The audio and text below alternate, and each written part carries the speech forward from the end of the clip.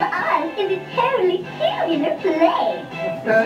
I want the Q-wizard to give me a liver. No, Q-ball's acting sure like something. I'm glad Q-puppy's in the play. Me too. He's the best actor they got. Come back, you're not on yet.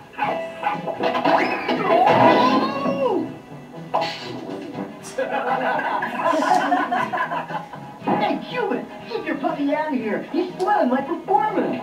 Q-ball's sure mad. Yeah. I hope he doesn't do anything stupid. Hey, turn out the light. Where am I? Ouch! Hey, what's going on here? Q-puppy's gone. You get the idea. There's Q-puppy gone. It was terrible. Now, I just got that off of YouTube, so you guys can literally go find it. They have so many episodes. It was part of a thing called the Saturday Morning Supercade. And there were a number of, there you go. There were a number of video game related cartoons. Anyway, now this thing is a Japanese, some kind of Japanese flyer for Qbert. I don't even know where I got this from. Hey, look at that, it's John Cougar. John Cougar, now known as John Cougar Mellencamp, or John Mellencamp, but then known as John Cougar. And this was from a magazine called Vidiot, and he was the Vidiot of the month. Another magazine, Joystick Magazine. This is in the New Yorker. The New Yorker. And I know you can't read this, but it's just that they're talking about Qbert in the New Yorker. Very, very bizarre. Now this is an interesting story here. This is Video Games Magazine. This was the only article where the author actually came to Gottlieb and interviewed us. And the idea was that it was about American video games versus Japanese. You know, most of the video games, the popular games, were made in Japan. Pac-Man, Donkey Kong. But suddenly now with Qbert and Joust, which was also an American game, that was the thrust of the article. Now we're making some cool games here in this country. So they interviewed us. The writer was a Chicago guy. We were located in Chicago. Joust was programmed by a guy named John Newcomer, who I worked with, in the future when we, at the time we were at separate companies, but later we worked together. The interesting thing about this article is that the company would not let them use our names. So when they talked about Joust and they talked about Williams, all those guys, their names were in the magazine. But for some reason, Gottlieb did not want them to use our names. So I was called D-Ziner. And Jeff was called R-Teast.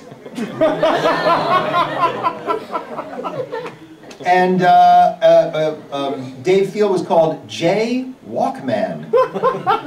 So, but there is a very in-depth article about the story of Qbert here. This is I'm just going through the pages of the article here. There's a line of Qberts there on the manufacturing plant, which I have to also say was an amazing sight to see.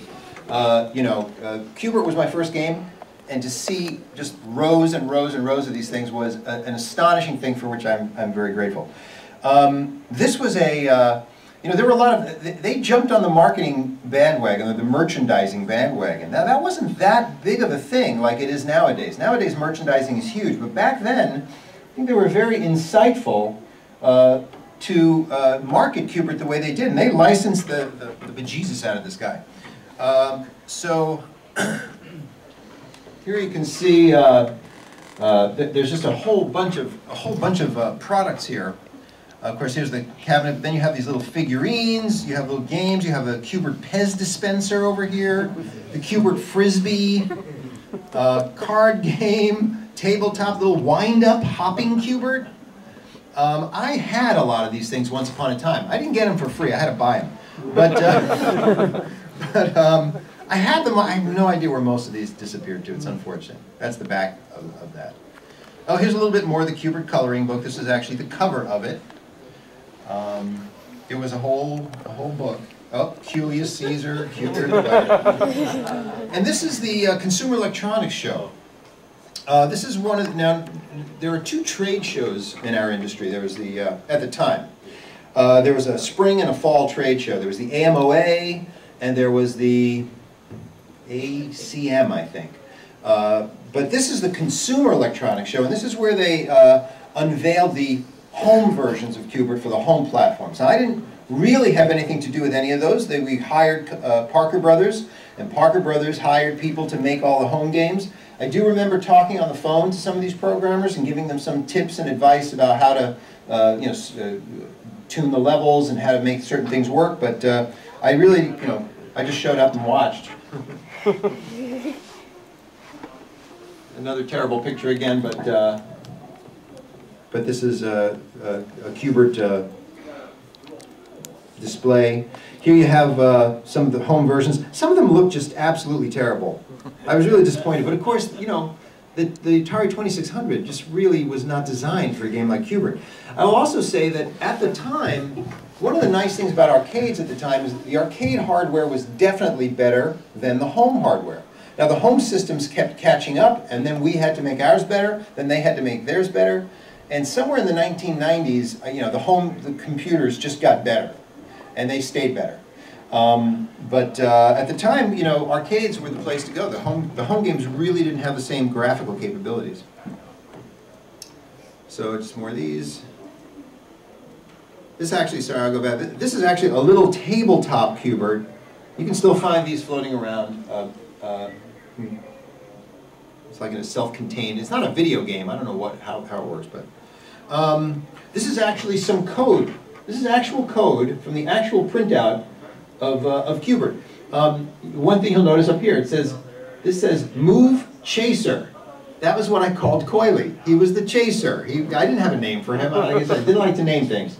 But this is assembler code, if any of you are coders. This is what I write it in, and then it gets translated to these numbers, and that's what the computer knows how to do.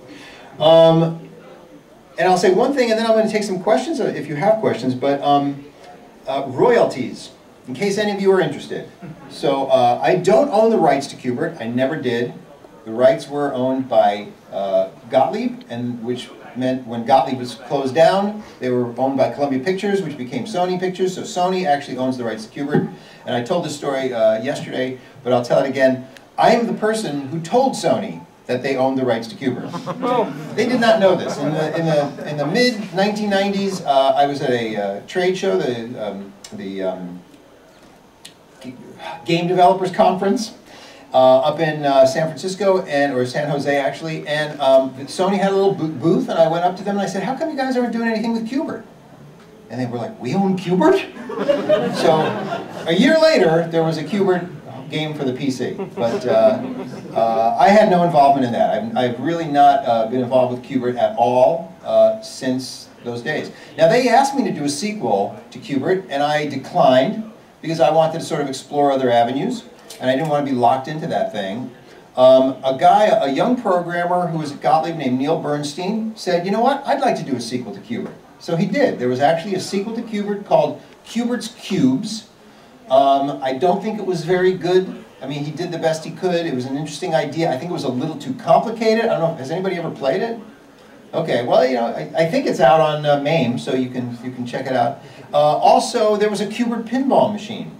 Because, again, Gottlieb owned Qbert, and they had a lot of pinball designers, so they made a Qbert pin, which was kind of fun.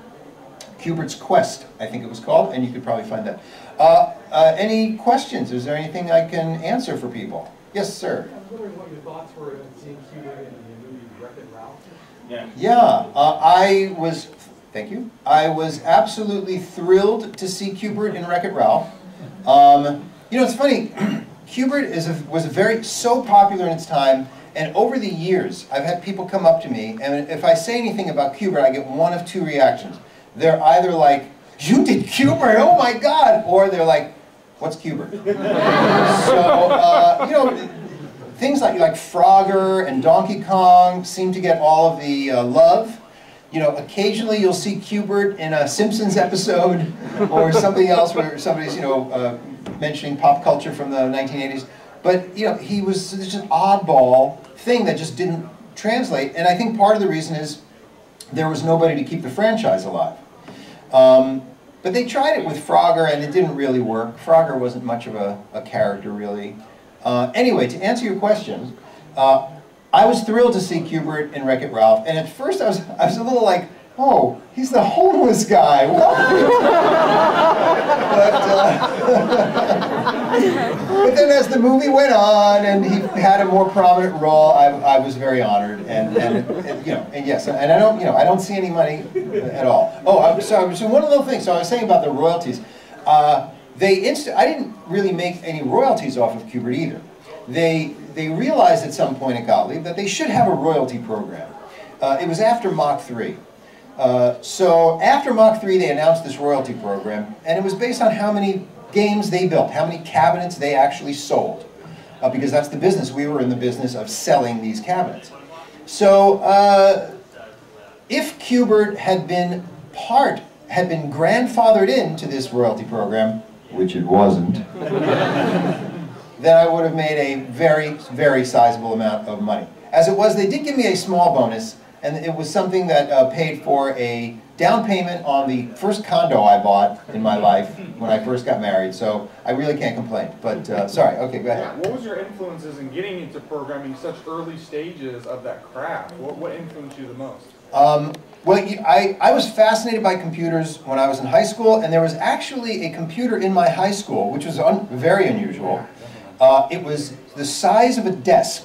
It was like not quite this long. It was L-shaped, and it had a actual typewriter as input. So you type, because we didn't have CRT displays. So I was always fascinated by computers, and I was also fascinated by their entertainment value. Like the things I loved programming on computers were games. Like I programmed a program that you would type something in, and then the computer would give you like a wisecrack answer back. You know, that's the kind of stuff I like to do. And when I was in college, I had two interests going into college, and one was computers and one was filmmaking. And everybody sort of, now they're almost the same thing, but everybody at the time steered me to computers. They felt that was a better, my parents, my guidance counselor, and I was happy with that. So in computers, I would do game projects as often as I could. I tried to learn as much as I could about graphics, but I thought video games was an elusive career until I got hired. I won't bore anybody with that story. I actually told it yesterday, but I saw a newspaper ad, essentially. Gottlieb was looking for video game programmers, and they put an ad in the Chicago Sunday Tribune, and I answered it. So that's how I got into it. Well, thank you. Anything else? What are you doing now? Good question. Well, I'm not sure how I started on this path. When I first moved in Chicago, I was fascinated by Second City. They do improv there. And I've never had a desire to be an actor. I've never been particularly the guy who wants to be the center of attention. But I thought I could do, I actually quit. I had an engineering job and I quit it. And I said, I don't want to be an engineer anymore. I want to learn how to do improv. And I was in the suburbs of Chicago. I moved into Chicago. I know this is a long answer, but I'll get there, I promise. So I actually studied improv, then I studied acting, and that led to an acting career. And so right now I'm acting. I also am a software consultant, and I'd say most of my adult life I've done both. I had sort of, and the acting thing was sort of a fun sideline thing, but suddenly all the people I was acting with became bigger and bigger actors and getting bigger and bigger parts, and then I was getting bigger parts in Chicago, and then now like all my friends are on TV shows, and it's weird. It's a weird thing. But literally, I am the actor in Los Angeles who stop. I cannot talk anymore. I'm the actor in Los Angeles who can't get arrested in that town. But I do work occasionally as an actor, and I do work as a software consultant. Listen, thank you guys so much. I'm so happy to come out. I hope you enjoyed it. And let me say two other things. I'm going to be sitting outside at a table to sign autographs. I have my trading card. I was actually put on a video game superstar trading card. So for $10, if you'd like, come on out and I'll sign a card for you. And also, I'm doing a talk at 6 o'clock today on Us versus Them, which I honestly think is a much more interesting story than Q-bert. So come on back. Thank you so much. Thank you.